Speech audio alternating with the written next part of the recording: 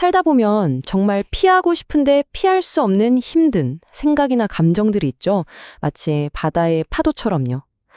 오늘 이 분석에서는요, 그 파도를 억지로 멈추게 하려는 대신 그 위에서 아주 멋지게 서핑하는 법, 그러니까 우리의 내면을 다루는 아주 강력하고 새로운 방법에 대해 이야기해 보려고 합니다. 자, 그럼 한번 시작해 볼까요? 아마 많은 분들이 이렇게 생각하실 거예요. 아, 이 불안한 생각만 없애면, 이 우울한 기분만 사라지면 좀 살 것 같은데 하고요. 기분이 좋아지려면 그 원인이 되는 부정적인 생각부터 제거해야 한다. 이게 되게 당연하게 들리잖아요. 과연 정말 그럴까요? 오늘 우리는 이 당연해 보이는 믿음에 대한 아주 흥미로운 대답을 찾아볼 겁니다.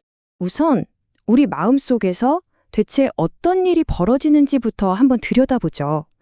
우리 인간에게는 아주 특별한 능력이 하나 있거든요. 바로 어떤 느낌의 바탕으로 온갖 이야기를 만들어내는 능력이에요. 그리고 바로 이 이야기꾼 마음이 때로는 우리를 더 힘들게 만들곤 합니다. 어떻게 작은 문제가 거대한 이야기가 되는지 그 과정을 한번 따라가 볼게요. 모든 건 보통 이렇게 아주 사소하고 구체적인 사건, 어떤 생각 하나에서부터 시작돼요. 예를 들어서 중요한 발표를 좀 망쳤다고 해보죠. 이건 그냥 일어난 하나의 사실이고, 누구나 겪을 수 있는 작은 실수일 뻔이잖아요. 그런데 우리의 이 이야기꾼 마음은 여기서 절대 멈추질 않아요.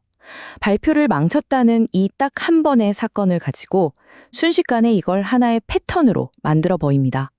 아, 왜 난 항상 이 모양이지? 하는 생각처럼요. 한 번이 어느새 항상이 되어버리는 거죠. 그리고 이 항상이라는 패턴은요, 곧바로 우리 자신에 대한 정의로 굳어지기 시작합니다. 한 번 실수했다는 사실이 나는 원래 이런 일에 소질이 없는 사람이다 라는 능력의 문제로 바뀌는 아주 위험한 순간이에요. 결국 이 생각의 소용돌이는 최악의 결론에 도달하고 맙니다.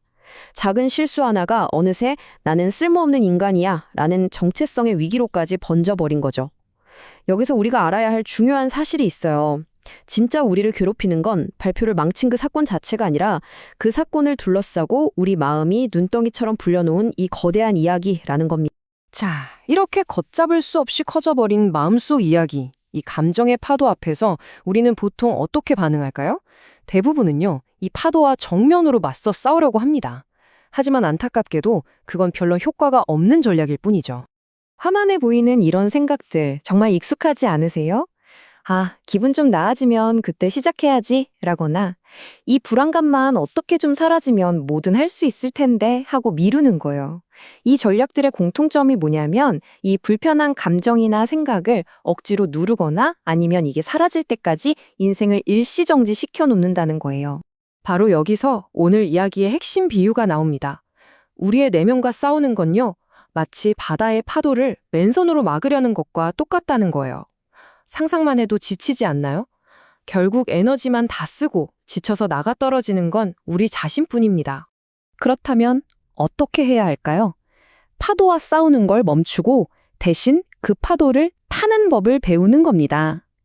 자, 여기가 바로 이야기의 전환점이에요. 우리의 내면 세계와 관계를 맺는 훨씬 더 효과적이고 새로운 패러다임을 지금부터 소개해드릴게요. 저명한 심리학자 스티븐 헤이즈 박사의 이 한마디가 오늘 이야기의 모든 것을 담고 있습니다. 파도를 멈출 수는 없지만 파도 타는 법은 배울 수 있다. 정말 곱씹어 볼수록 멋진 말이죠. 파도는 늘 거기에 있겠지만 우리는 그 위에서 균형을 잡고 앞으로 나아갈 수 있다는 뜻이니까요. 그럼 이 비유에서 파도가 정확히 뭘 의미하는 걸까요? 바로 우리가 통제할 수 없이 그냥 자연스럽게 떠오르는 모든 내적 경험들을 말해요. 불쑥 떠오르는 생각, 갑자기 찾아오는 감정, 원치 않는 기억, 불안, 분노, 슬픔 같은 것들이요. 우리가 제발 멈춰라고 소리쳐도 멈추지 않는 바로 그것들이죠. 자, 그럼 이제 이론은 충분히 알았으니 진짜 서핑을 어떻게 하는지 배워봐야겠죠? 여러분이 당장 오늘부터 써먹을 수 있는 아주 명확하고 구체적인 3단계 기술을 알려드릴게요. 파도 타기는요, 바로 이 3단계로 이루어집니다. 첫째, 파도에 이름표 붙이기. 둘째, 파도를 그대로 두기. 그리고 셋째, 계속 누적기. 어때요? 아주 간단해서 외우기도 쉽죠? 이 세 가지가 여러분의 새로운 서핑보드가 되어줄 겁니다. 하나씩 차근차근 살펴볼까요? 첫 번째 단계, 이름표 붙이기입니다. 이게 뭐냐면요. 이 슬라이드가 핵심을 아주 잘 보여주는데 왼쪽처럼 나는 불안하다 라고 말해서 나 자신과 불안을 동일시하는 대신에 오른쪽처럼 내가 지금 불안이라는 느낌을 알아차리고 있구나 라고 한 발짝 떨어져서 바라보는 거예요. 나는 불안 그 자체가 아니라 불안을 그저 관찰하는 존재가 되는 거죠. 이것만으로도 감정의 파도에 휩쓸리지 않을 힘이 생깁니다.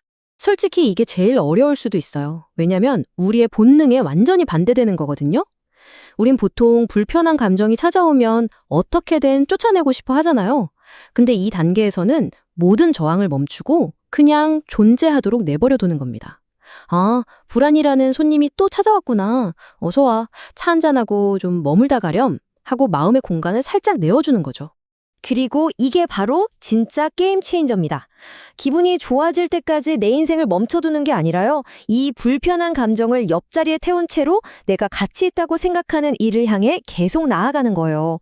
파도는 여전히 치고 있지만 서퍼는 보드 위에서 균형을 잡고 계속 앞으로 나아가는 것처럼요. 자, 그럼 이 3단계 방법이 실제 우리 삶에서는 어떻게 적용될 수 있을까요? 아주 현실적인 예시, 생각만 해도 힘든 월요일 아침 풍경 속으로 한번 들어가 보시죠. 이 표를 한번 보세요. 결과의 차이가 정말 극명하게 보이죠? 왼쪽 파도와 싸우는 방식은 기분 나아지면 일어나야지 하면서 감정에 완전히 주도권을 뺏겨요. 결국 침대에서 구르다 하루를 망치고 기분은 더 나빠지는 악순환에 빠지죠. 하지만 오른쪽 파도 타기 방식은 어떤가요? 기분 정말 별로네? 하고 감정을 인정하면서도 그리고 일어날 시간이다 라고 행동을 분리해냅니다. 결과적으로 하루는 무사히 흘러가고 신기하게도 그 와중에 감정의 파도는 자연스럽게 지나가게 되죠. 이 기술이 얼마나 다양한 상황에서 힘을 발휘하는지 보여지는 또 다른 예시예요. 연인에게서 답장이 안 올 때 파도와 싸우기를 선택하면 불안감에 못 이겨서 문자를 막 퍼붓고 결국 상황을 더 안 좋게 만들죠. 하지만 파도 타기를 선택하면 어떻게 될까요? 불안하구나 알아차리고 그 느낌을 그냥 둔 채로 대신 책을 읽는 것처럼 내가 선택한 행동을 하는 겁니다. 불안감은 여전히 거기에 있지만 더 이상 내 행동을 좌지우지하지는 못하게 되는 거죠. 이렇게 파도 타는 법을 계속 연습하다 보면 우리가 궁극적으로 얻게 되는 보상은 과연 뭘까요? 한마디로 요약하자면 그건 바로 자유입니다. 우리가 얻는 단 하나의 하지만 가장 중요한 깨달음은 바로 이것입니다. 우리는 기분이 좋을 때만 의미 있는 삶을 살 수 있는 게 아니라는 거. 기분이 정말 최악일 때조차도 우리는 온전하고 가치 있는 삶을 살아갈 수 있다는 사실입니다. 이 문장이 오늘 이야기의 모든 것을 요약해 주는 것 같아요. 우리는 더 이상 완벽한 날씨, 완벽한 감정 상태를 기다리면서 인생을 미룰 필요가 없습니다.